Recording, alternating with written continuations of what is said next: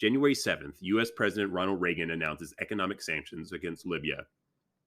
January 9th, after losing a patent battle with Polaroid, Kodak must give up its instant camera business.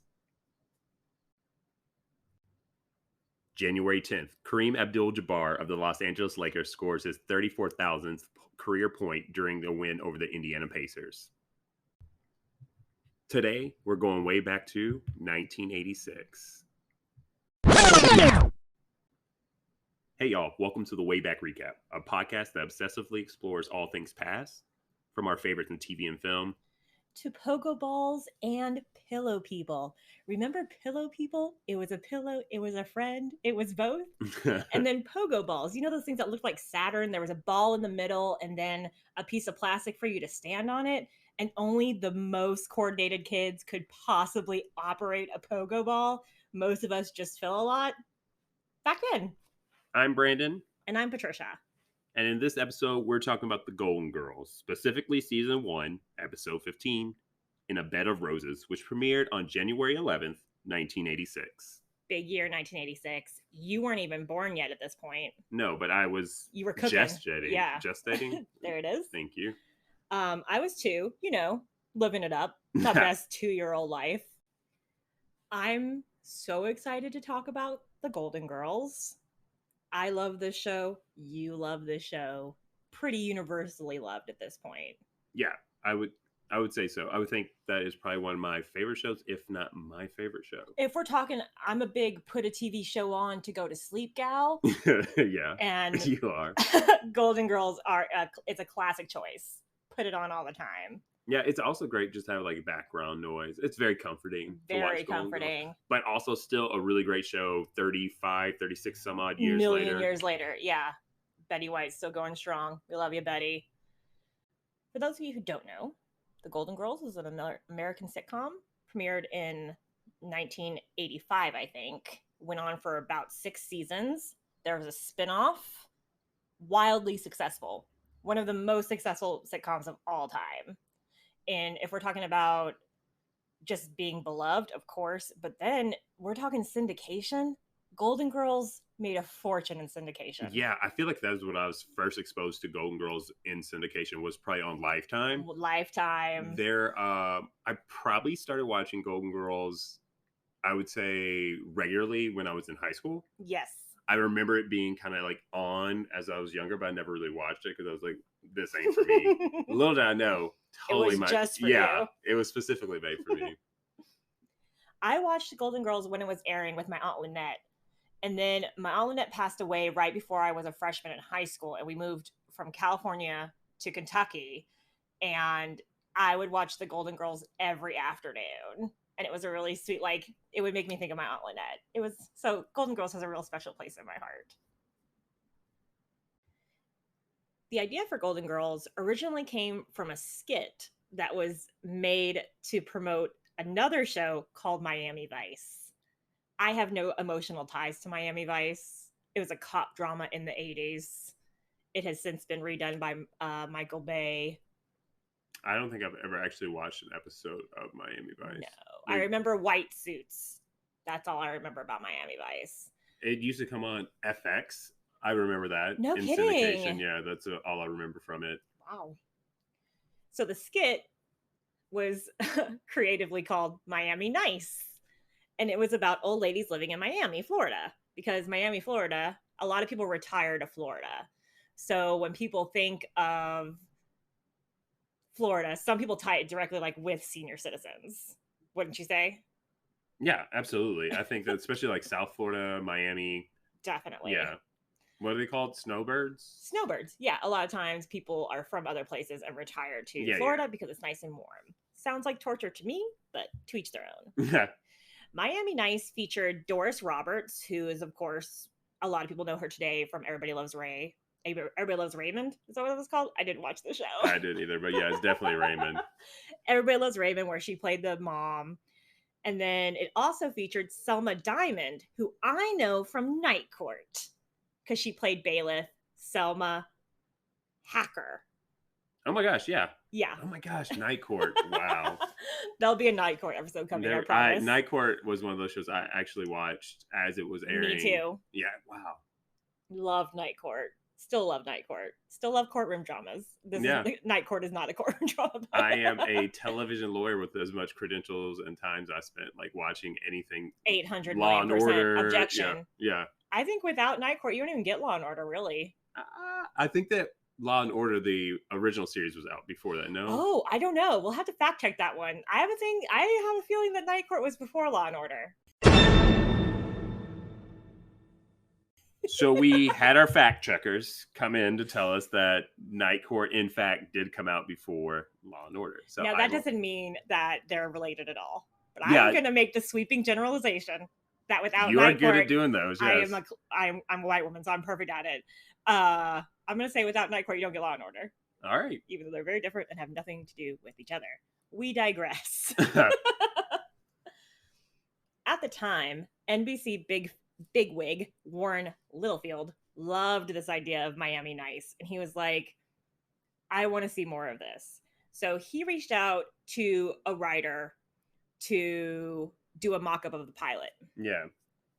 That writer struggled, so he gave it to his wife, Susan Harris, who wrote the pilot up no problem. Warren Littlefield loved it. Green light, let's make this show. Casting was going to be difficult because, as some of you may or may not know, in Hollywood, you have an expiration date of 40, especially if you're a woman. So finding 4 female actors over 50 years old, let's say, was going to be tricky. That wasn't the hotness. So the creators decided that they were going to first cast Sophia, who is the oldest character on the Golden Girls. She plays another Golden Girl, Dorothy, her mom. So they thought, let's cast Sophia first, because then the other women will have to be of a daughter age to whoever plays Sophia. So it made sense. Casting director Judith Weiner had just seen Estelle Getty on Broadway the year before and immediately sought her out for Sophia. Even though Estelle Getty, once the show would be cast, Estelle Getty would be one of the younger girls. Yeah. Both Betty White and Bea Arthur were older than Estelle Getty. Wow. As such, she had to go through a 3-hour-long transformation to become Sophia.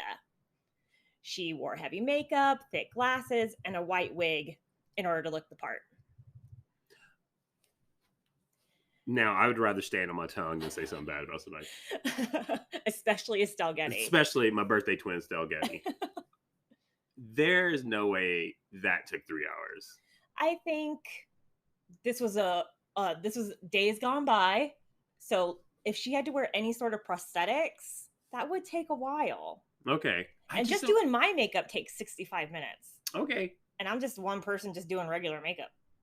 Okay. So, grain of salt. I mean, I'm not accusing you of lying on the 3 hours. I'm just saying, I feel like big glasses, white wig, we're in.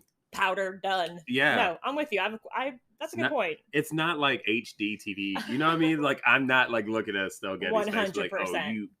Yeah, and I think the even when we were just watching the show for research, the big glasses really do obscure a lot. Like, right? You don't see a lot of her face, really. No, you just see the big glasses. The character of Sophia was thought by the creators to enhance the idea that these 3 retirement-aged women could be quote-unquote young.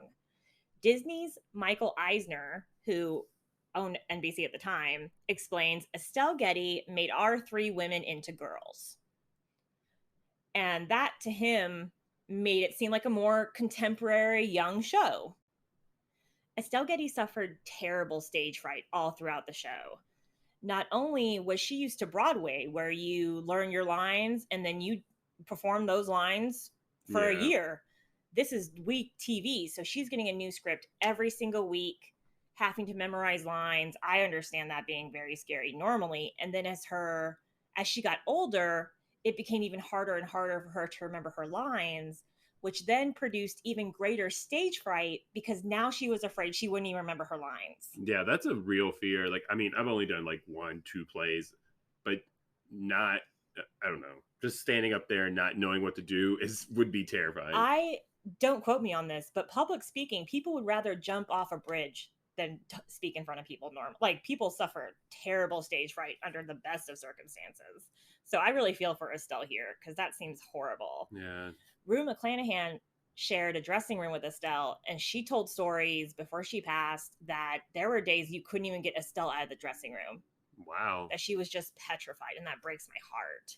Yeah, that would. Oh man, right? She seemed like such a sweet person. I know. It's really upsetting. On top of that, she felt like she came from a different background than sitcom veterans Rue McClanahan, Betty White, and B. Arthur. Seriously, who had extensive sitcom experience. I totally understand why she was nervous and struggled with this. I'm controversial statement. I would say that, like, Estelle Getty is probably the most, like, everyone's favorite Golden Girl. I mean, it's hard to choose between them. It is hard to choose. But I feel like Sophia really steals the show all the time. If I remember correctly, I believe Estelle Getty wasn't even, like, supposed to be a series regular. Right. Like, I guess that she tested so well with audiences that they decided to write her into the series that way, right? That was an excellent choice. Oh, yeah. Like, Sophia balances that group out. Oh, yeah. Like, without Sophia, it's not the Golden Girls. No. 100% totally agree. The pilot's director, Jay Sandrich, is how Betty White and Rue McClanahan came to production, as they had all been a part of Mama's Family. I love Mama's Family. I also love Mama's Family. Yeah, I will watch Mama's Family. Iola, let me tell you. Okay. There is a Mama's Family episode coming, and it is going to be great, because we love Mama's Family. Vivid memories of watching that shit. Originally, producers wanted Rose for Rue and Betty for Blanche, as the women had played similar characters in the past, which, like, you know, in 1984, that makes sense. That's not the most outrageous thing. Yeah. But typecasting is real. But both women were hesitant. They, you know, no one wants to do the same role over and over and over again. No. You want to be challenged. So eventually they ended up switching.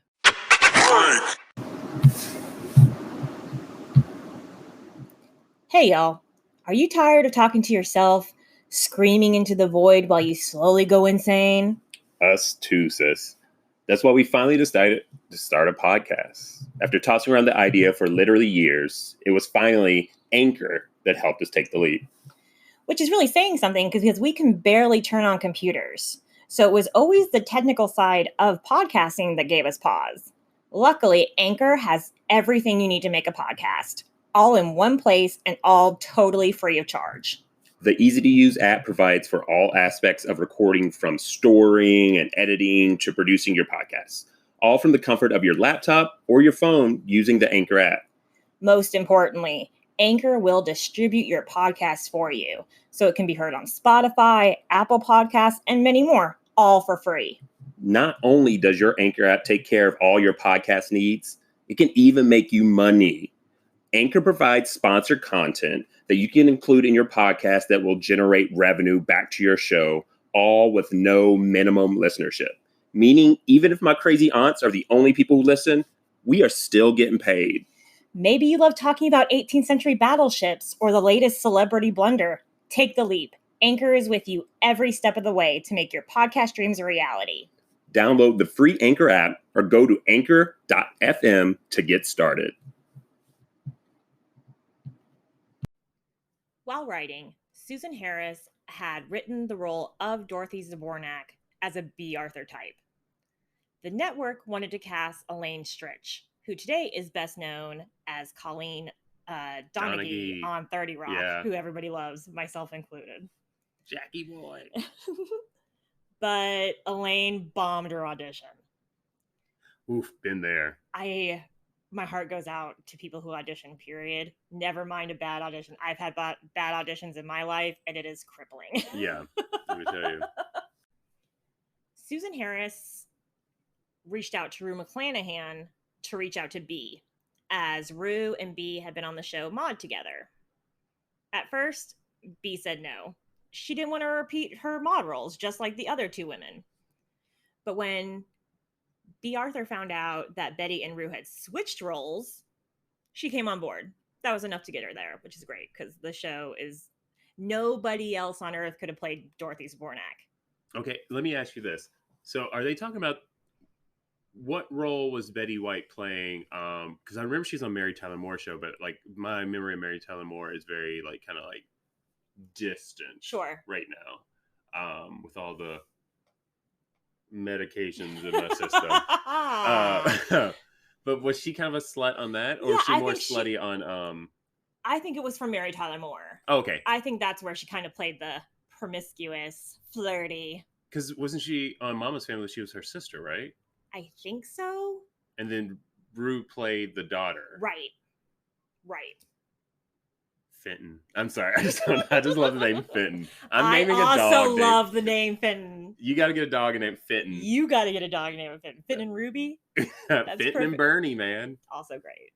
Fenton and Bernice. They sound like they belong on Mama's Family.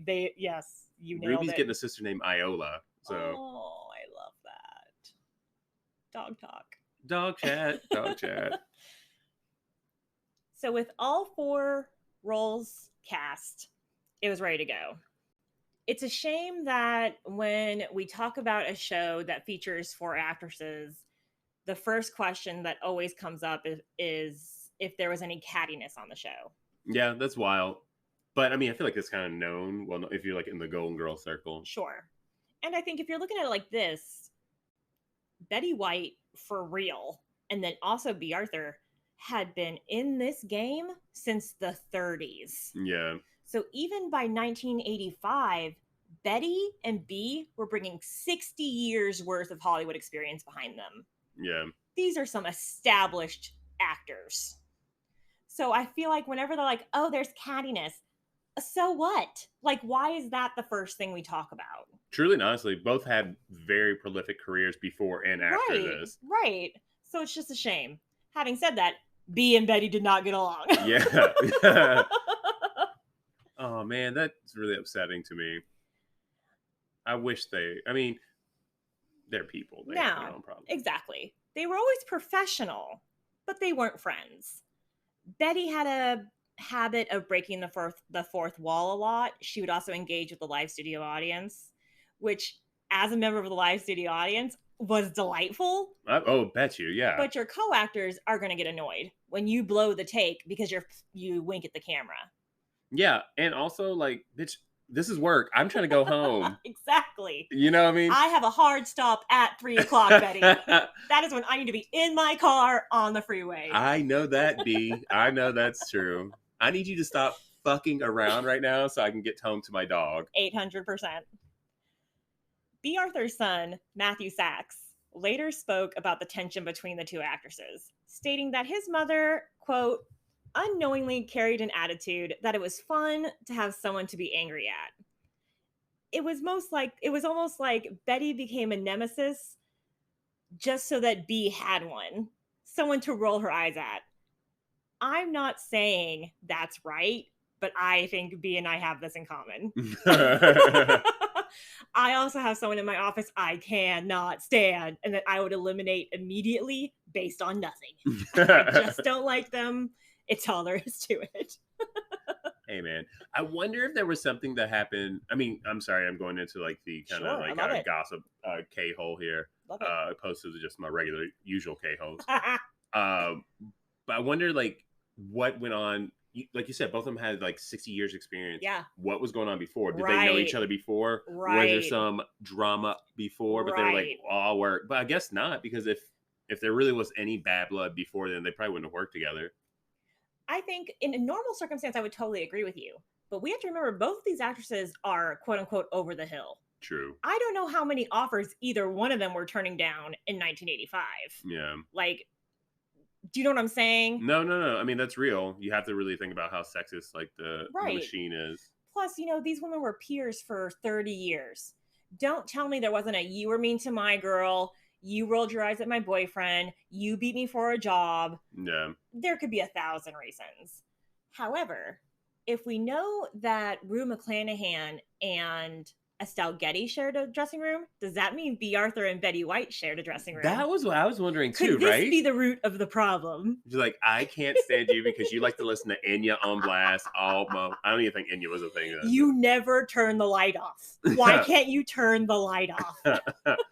You ate my snacks. Close the cupboard. Why do you leave the cupboard open? Close it, you animal. Who knows? That's very interesting. That is very interesting that you pose that because it's like, okay, did they share? These are all, I have no proof of any of this. No. This is just us wildly speculating, like every piece of information you get on the show. Man. So before we get into the meat of this episode, I wanted to mention that this show featured many successful writers. Susan Harris, of course, was the head writer of the show. She was excellent. She wrote an episode of every single TV show that existed in the 1970s. Yeah, truly. If you liked it, she wrote it. She wrote for Benson for a long time, All in the Family. Golden Girls also featured other writers that would go on later to have huge success.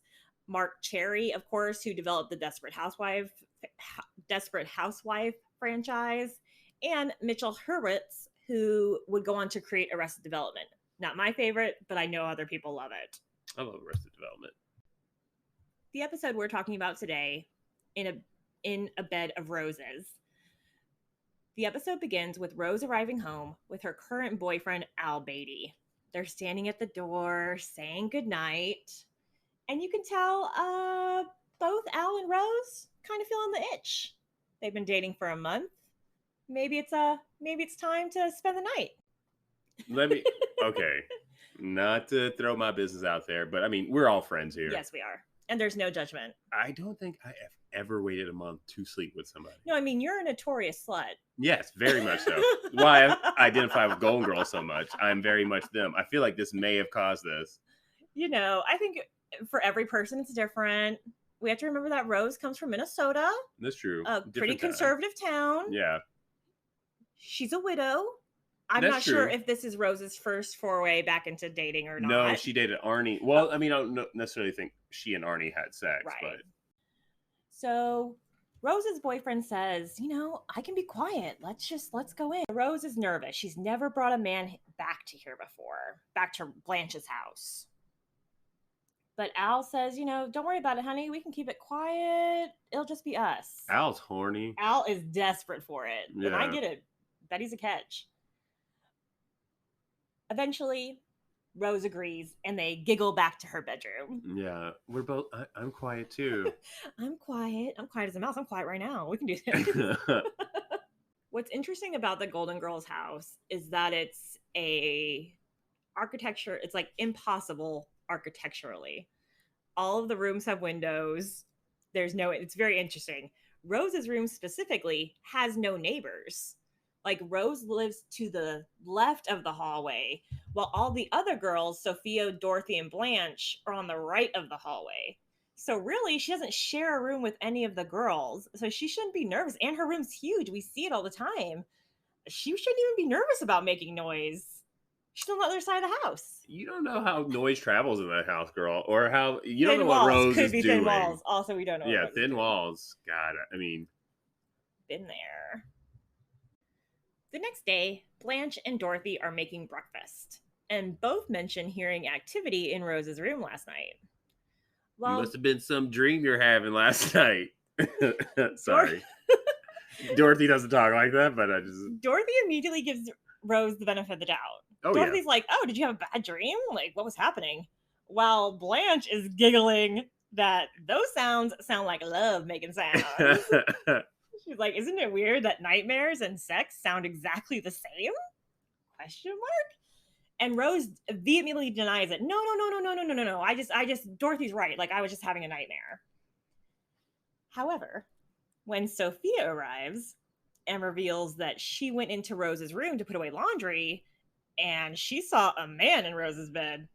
Furthermore, the man that she saw in Rose's bed is dead. The ladies erupt. Rose comes clean and says, yeah, she did bring Al last night, but he's just sleeping. Sophia's jumping to conclusions she's wrong. But Sophia points out she used to live at Shady Pines retirement home. And if she knows one thing, She knows a dead body when she sees one. Oh, yeah. I love it whenever we reference Shady Pines. I tell my mother, who is older than all of these women on this show, I always tell them, like, I make Shady Pine jokes all the time with my mom who has never seen an episode of The Golden Girls and does not understand Shady Pine's jokes. I make them all the time at her anyway, and I always laugh. Yeah, that's all you really need. And then it's like, she made that joke. It was like, death comes to visit more than children. It's really good. Yeah. Really Which, good. I mean, really solid. Dark. Our retirement homes are going to be really fun. Are they? I don't really Millennial retirement homes are going to be full of Kelly Clarkson and MTV reality shows. It's going to be great. I don't know why, but I just picture like old at retirement homes, because I haven't been to one in quite a bit of time. Just like people playing like on a what's it called, like sonograph. What is the old timey? A phonograph. Phonograph. Yeah. The Kelly Clarkson. Since you've been gone on a record, 100 million%. Like Mr. Burns or something. I love it. Like so many other times, Sophia really steals this scene. Like, he's dead. Her line reading is just really excellent and makes me laugh every time. You can light firecrackers in his nostrils. You won't wake him. Rose really thinks this motherfucker is like sleep, or trying to convince herself that he's sleep. You hit the nail on the head. She is desperately trying to convince herself. Like, Betty's great in this scene. She looks petrified. Like, not only is she's embarrassed because the other ladies know. Like, she already didn't want this to happen. Now Sophia is saying he is dead. What? No, this is I haven't even had coffee yet. Like, you guys are just attacking me in the morning? I would scream. Yeah, it's early in the morning. I put on my nicest coral jumpsuit. I guess it's not a jumpsuit. It's more of like a sweater combo. All of the ladies are wearing several layers of pastel sweaters. Yeah, that is in Miami. Dress code. Very chilly. In Miami, yeah. Now the group is now they have to make a decision about who's going to go check on the body. Who's going to check to see if Al's dead. Rose cannot. She says, absolutely, I'm not going in there. No, you can't make me. Not going to do it. Blanche has a phobia of dead bodies, which I think maybe all people have phobias of dead bodies. Like, I don't, except for a small populace, I don't think a lot of people want to see dead bodies. No. But I digress. I don't definitely want to see a dead body, but I kind of identify with Blanche on that. I think you identify with Blanche a lot. Very much so. I'm more of a Dorothy, obviously. Eventually, Dorothy agrees to go check on the body. I don't think she agrees. I think she just got fed up with everyone. She gets frustrated. Yeah. Classic. And as she storms off, she immediately comes back in and asks Sophia to go with her. She needs her mom. It's so sweet. I still love it. Unfortunately, Dorothy verifies that Al is indeed dead. Wah, wah. Sophia was so excited to announce that he's dead. Like, she was like, I was right. Y'all just didn't know. Sophia lives for a I was right moment. Me too. She's a Leo through and through. Yeah. Like, don't even get me started. Man, I am an amalgamation of Estelle Getty and, I guess, the character.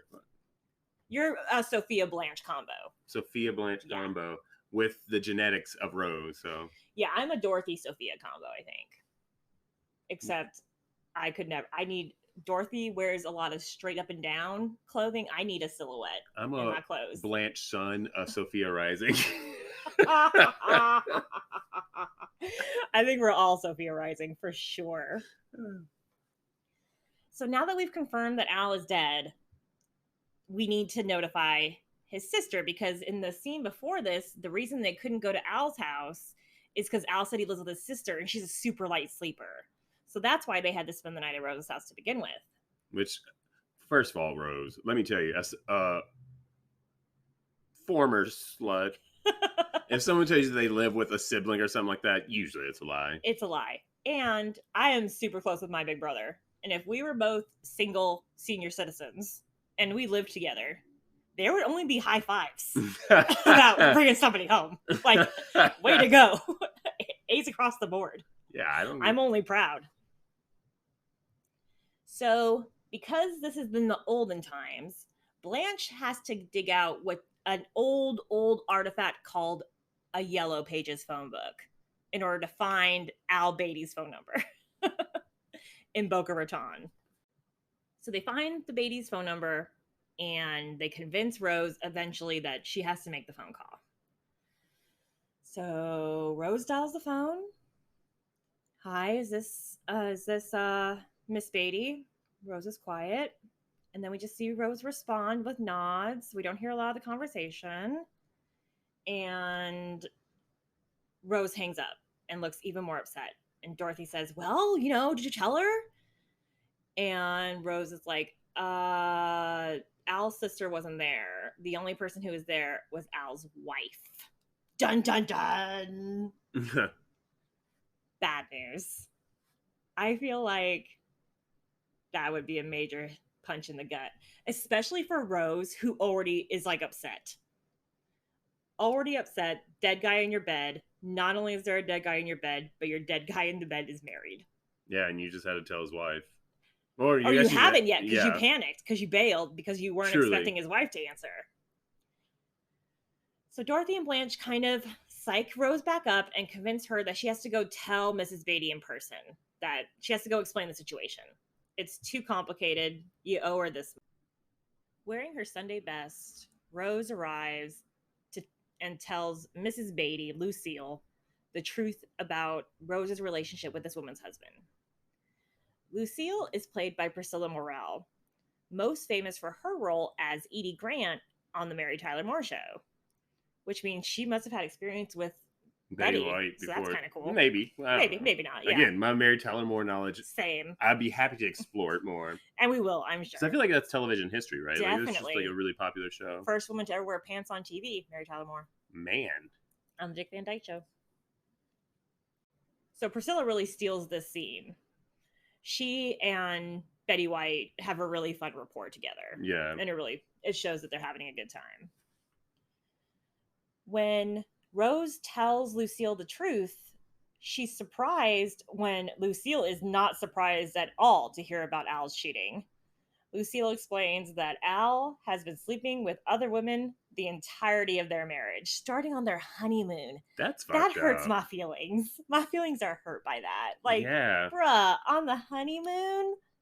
Yeah. And that she already knew about it. Like, this was not a secret. Lucille was totally... She knew all about Al, and she just accepted it. That's crazy for me. Their house is pretty fat, man. It's a nice place. Yeah, I'm looking at it right now, and it is lots of beautiful furniture, antiques. Definitely, he was a diamond importer. Wow, that's right. Good remembering. So they had a good living. Maybe she was just like, "Listen, I got stuff on the side too. I love diamonds." Maybe they had an agreement. Maybe Lucille saw other people who maybe they were very forward thinking. And while Lucille accepts this, she has a harder time when Rose tells Lucille that Al is dead and that he died in Rose's bed and that it's Rose's fault. Al died while they were making love, which is the exact same way Rose's husband Charlie died. But Lucille says, no, you're being crazy. That was not it. I'm sure of it. But Rose cannot be convinced. It's a great scene. Priscilla and Betty are a delight to watch. And yeah, I think Priscilla really kills it. Do you think this was Ryan Murphy's inspiration for American Horror Story Coven with Zoe's character? Yes, I do think it Zoe?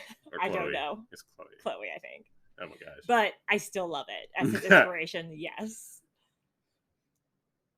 I don't know why now all I can think about is Jessica Lange. That's not perfect. Could you imagine Jessica Lange playing Golden Girls? That's immediately where my brain went to, of Jessica Lange playing all four characters.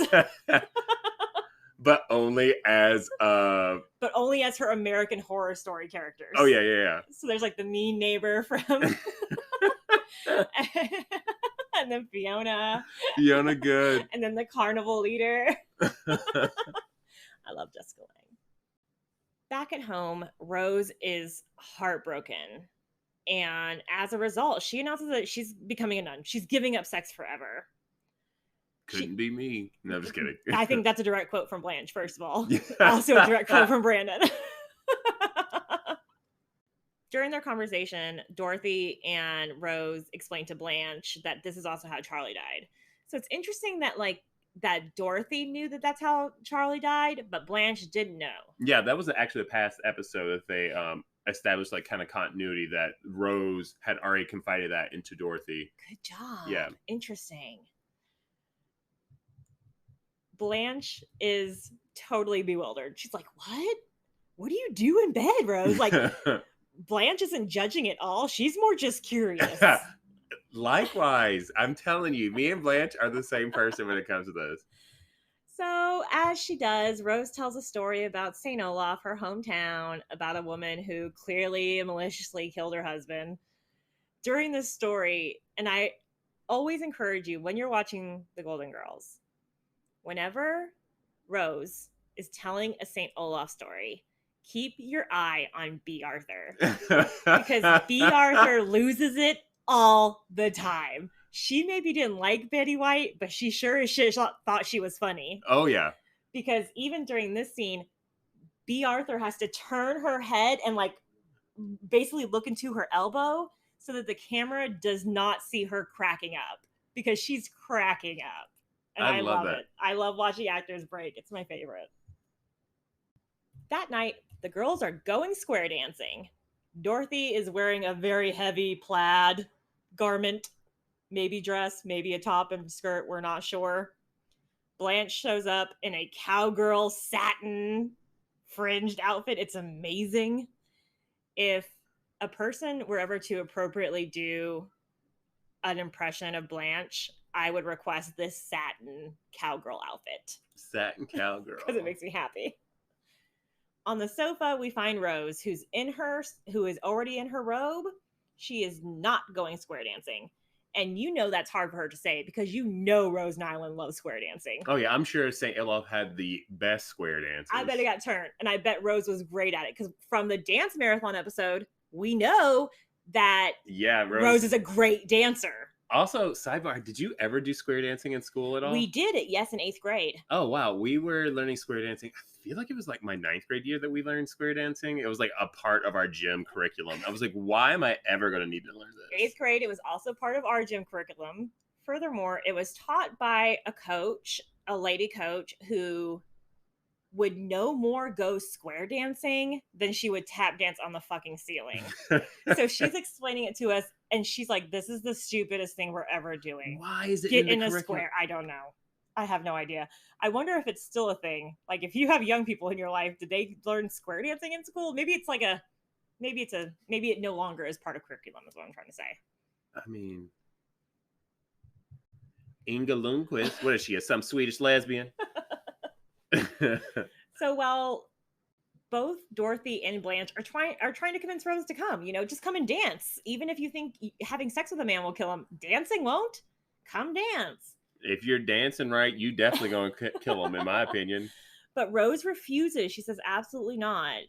And by the time Sophia shows up in her bolo tie and cowboy hat, Rose isn't budging. Sophia's adorable in her little cowboy outfit. She looks adorable.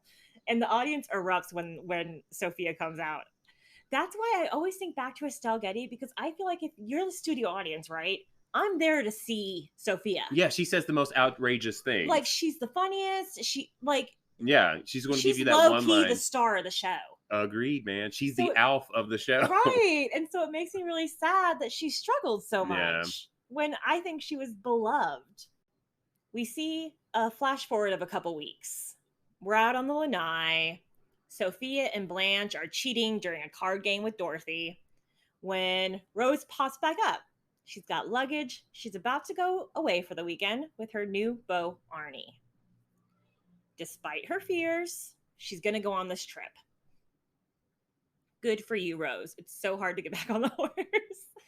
And she's wearing a remarkable dress. Yeah, her pilgrim's best. It's very pilgrim chic, minus the chic. Awaiting her return, Blanche and Dorothy speculate about whether or not Rose slept with Arnie. It's a fun conversation because it gives Dorothy a chance to rip on her ex Stan, which is one of my favorite things. Oh yeah, we love a good Stan joke in this house. Love a Stan roast. When Rose returns, she tells her roommates that Arnie died. And then when the sheriff came and Rose told them what happened, that they slept together, that's how he died, the sheriff didn't believe her. So she slept with the sheriff. But then the sheriff died. Blanche and Dorothy are shocked, horrified. But Rose starts to giggle. And she says, just kidding. We had a great time. Nothing happened. Just kidding. I got dick down all weekend. We should all be so lucky. But Blanche and Dorothy are pissed. And they storm out of the kitchen, mad forever. What? I feel like that's a good joke. It's a great joke. If you can't make a joke, what are we doing here, folks? Also, I love that Blanche's apron matches her pants. Was that intentional? I don't know. It's like the same material, same color, same fabric. It's all the same. And it's kind of dope that she matched her pants. I agree. Here's a little note about the clothes on Golden Girls. Everything that the Golden Girls wear, that Dorothy, Rose, and Blanche wear, are all like off the rack from department stores. Whoa. So if you were around at this time, you could have bought the same clothes that Dorothy, Blanche, and Rose were wearing. I think Rue McClanahan had written in her contract that like anything she wore on the show that she got to keep. Baller. Love it. Yeah. Genius. I would love that. Me too. Reese Witherspoon does that too. Really? Yeah. I bet you Rue McClanahan still has that what was it? The negligee? Oh no, I was thinking more so from the episode where she was they did Chicken Little. You think she still has that Henny Penny? Like Henny Penny, Goosey Lucy. That's a good episode too. We'll do that episode. I love that episode. And so the girls storming out of the kitchen is the end of the episode. Claps all around. This episode was one of the first on which the writers were really pushing the envelope. According to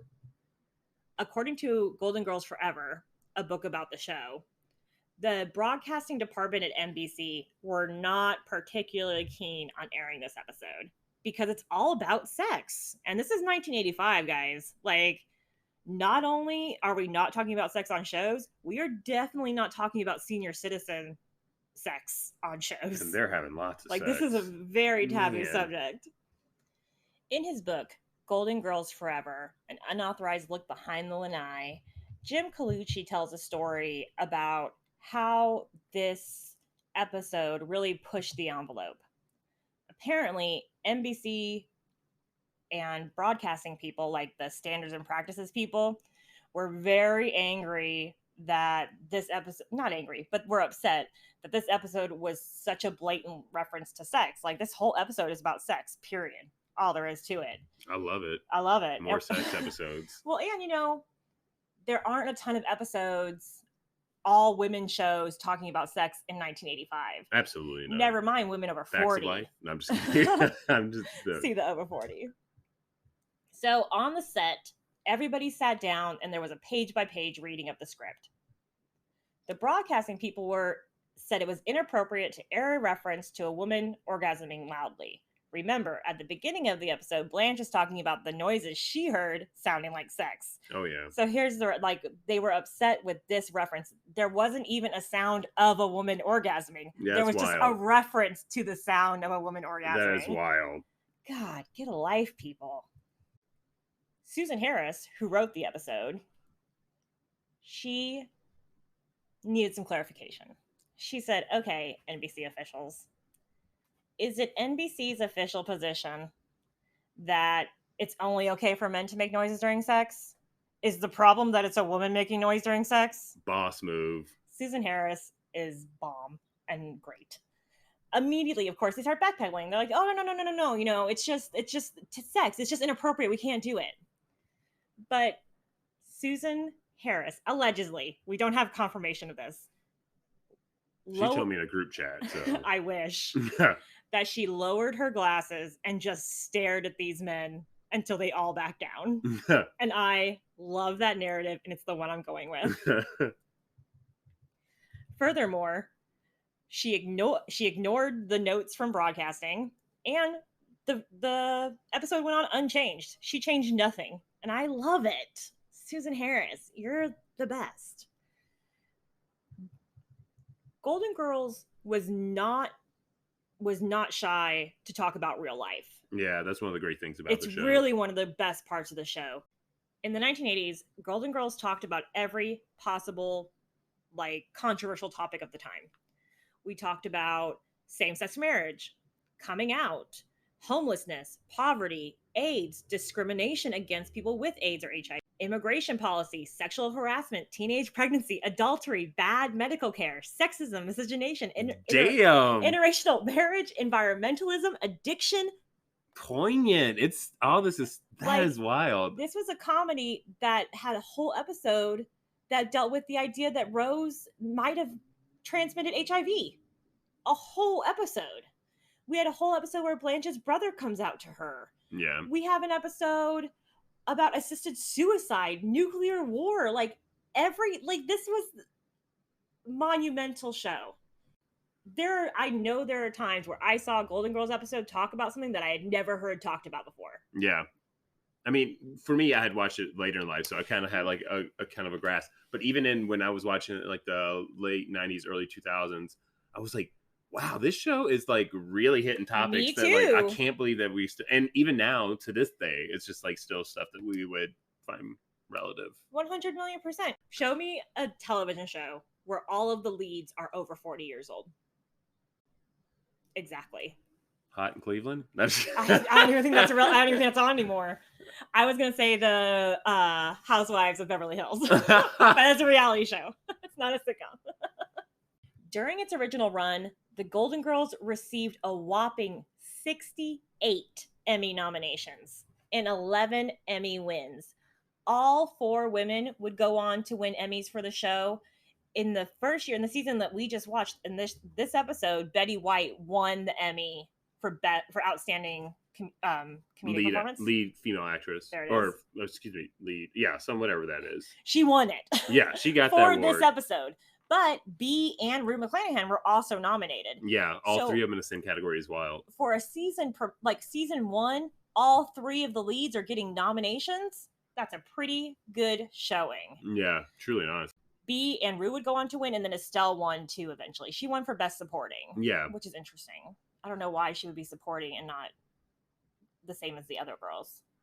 I mean, I think originally wasn't it just supposed to be about like the 3 girls? I think so, yeah. Or, sure. you know. Golden Girls is one of 4 live action shows where all of the leads won Emmys. The other shows are All in the Family, Will and Grace, and Schitt's Creek, where all the principal actors won at least 1 Emmy. That's a cool club to be in because those are all really great shows. I mean, I don't really know much about All in the Family, but I definitely watched some Will and Grace and Schitt's Creek. Same. Like it was my job. Huge Schitt's Creek fan. Huge Will and Grace fan. Golden Girls is an excellent program. I can't anytime like Brandon said earlier, it is a great show to just throw on.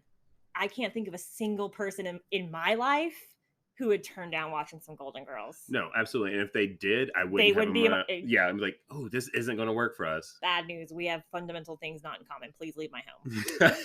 Please leave my home is something I say quite often. Thank y'all for tuning in. And if you have any questions, suggestions, or embarrassing confessions, please send us an email at thewaybackrecap@gmail.com. Again, that's thewaybackrecap@gmail.com. Follow us on Instagram. Maybe we'll post our favorite negligees. I have several that jump to my mind right away. I know Brandon does too. I'm wearing them now. Oh, sexy. Follow us on Instagram at thewaybackrecappod. If you would like to support the show and or listen to bonus content and exclusive episodes, visit our Patreon page. Our original cover art is by Laura Strobish. Remember, wherever you listen to podcasts, follow or subscribe to the Wayback Recap. If you enjoy yourself, please rate and review the show. But if that's too much, we totally get it. Tell a friend. Thank you for being a friend. And join us next time. I'm Brandon. And I'm Patricia. And on behalf of the Wayback Recap, take care of each other, y'all.